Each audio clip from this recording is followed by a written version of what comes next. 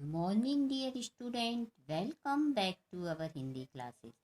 Previous video में हमने chapter number 5 Shahjahanpur का खिरनी बाग का पेज नंबर 43 तक पढ़ लिया था। अब आज हम उसके आगे पढ़ते हैं। 44 पेज नंबर स्टार्ट करते हैं। तो पहले मैं आपको बता दूं, हम एक बार रिवाइज कर लें कि हमने कहाँ तक पढ़ा था।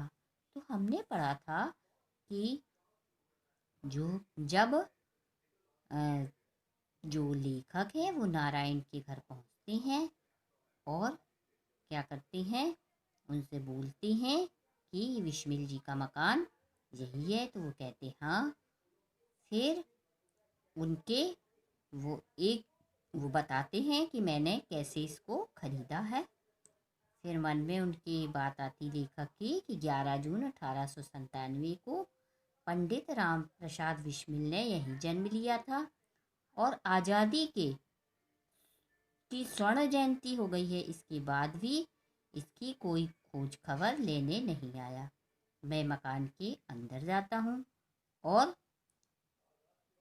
याद करता हूँ कि माता मूलवती की कोख से यहीं पर शेरे वतन ने जन्म लिया था और यह सोचकर मेरी रूह कांप उठती है कि ये देखो, यह घर कैसे उपेक्षा का गहन अंधकार में डूबा हुआ है।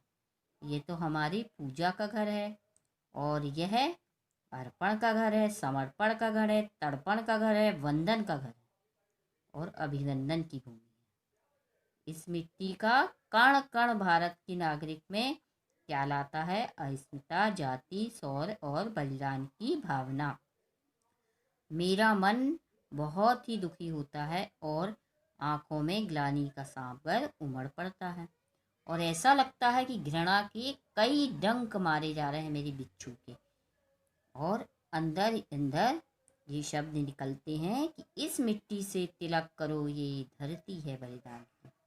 और मैं बोझिल मन से भूमि पर लौट आता हूँ और मैं याद करता हूँ कि मूलवती और मुरलीधर के लाडले ने इस घर में क्या करी होगी, किलकारी दी होगी और क्या हो गए, इसी घर में सोहर गाए गए होंगे। डिठोना लगाकर माँ ने गाय का दूध पिलाकर उन्हें मुंह चूमकर अपने पूत को खेलने भेजा होगा और बचपन में वीरों की गाथाएं सुनाई होंगी। तब तो वो खुद वीर बने, क्रांतिकारी बने, उन्होंने ही सुनाई होगी। अब नारायण के साथ जिनके साथ में गया, वो उनसे बात की तो वो तो इतने सीधे आदमी, उनको तो उनकी जन्मतिथि तक याद नहीं, तो वे विस्मिल जी के बारे में क्या बताएंगे। तो मैंने उनसे पूछा कि विस्मिल भैया को जानते हो क्या? तो उन्होंने क्या कहा कि हाँ, उनके बारे में मैं ज़्यादा तो नहीं जानता, पर इतना जानता हूँ कि गोरखपुर जेल में उनको फांसी दी गई थी। कब दी गई थी यह भी मैं नहीं जानता। और वो क्या कहते हैं नारायण जी कि मिश्र जी के घर चलते हैं, वो सब कुछ बता देंगी। यही सामने वाला घर है उनका। और मैं नारायण के साथ कहाँ चल देता हूँ? नन्हेलाल मिश्र के घर पर और उनके दरवाजे की कुंडी खटखटाता हूँ। अब बच्चों, हम आगे बढ़ते हैं कि लेखक ने उनके द्वार की कुंडी खटखटाई तो वहाँ से उनको क्या उत्तर मिला, ठीक है, देखते हैं। एक झुर्रीदार गोरे चेहरे वाले बूढ़े सज्जन धोती कुर्ता पहने, कुर्ते की बटनों के मध्य जनेऊ निकाले मेरे सामने आ जाते हैं। मैं अपना मंतव्य बताता हूँ। यानी एक बुजुर्ग, कैसे बुजुर्ग, बूढ़े रहते हैं वो और धोती कुर्ता पहने, यानी चेहरे यानी झुर्री वाले रहते हैं, गोरा चेहरा और झुर्रियाँ उनके, और बूढ़े सज्जन धोती कुर्ता पहन के कुर्ते की बटन के बीच में से क्या निकाल लेते? जनेऊ। जनेऊ जानते हो बच्चों, है ना, जो जनेऊ संस्कार होता है डाले जाती हैं कहाँ, गले में। और मैं उनको अपना मंतव्य यानी मकसद बताता हूँ, मैं किस लिए आया हूँ। वे मुझे घर के आंगन में एक पुरानी चाल के निवाड़ की खटिया पर बैठा देते हैं और स्वयं रखी तिपाई पर एक पैर दूसरे पर रखकर बैठ जाते हैं। मैं विश्विल के संबंध में बातें छेड़ देता हूँ। वे कुछ भावुक होकर के बताना शुरू करते हैं। यानी मैं किसके घर पहुँचता हूँ, मिश्र जी के घर।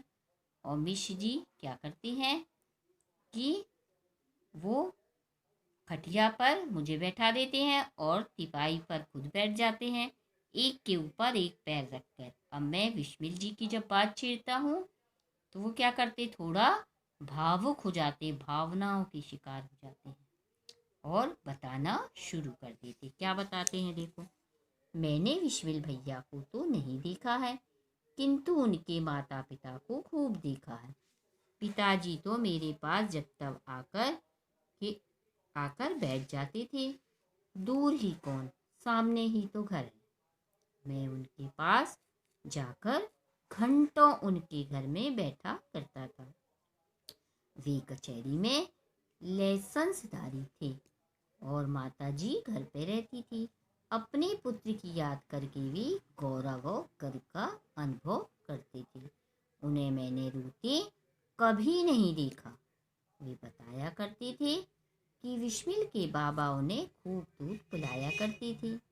विश्मिल के बचपन के बारे में भी वे बताया करते थे। क्या बोले वो कि मैंने विश्विल भैया को तो नहीं देखा, किंतु उनके माता पिता को देखा है।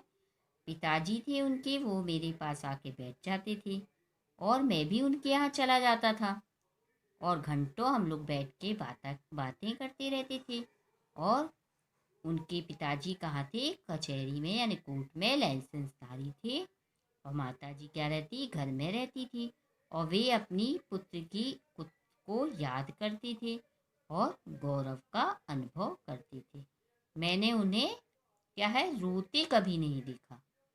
वे विश्मिल के बाबा उन्हें वो बताया करते थे कि विश्मिल के जो बाबा थे वो उन्हें खूब दूध पिलाया करते थे और विश्मिल के बचपन के बारे में वो बताया करते थे। ठीक है बच्चों, आज की इस वीडियो में बस इतना ही। नेक्स्ट वीडियो में हम आपसे फिर मिलेंगे और आप ये क्या करना, रीडिंग करना और अपनी क्लास वर्क कॉपी कंप्लीट करना।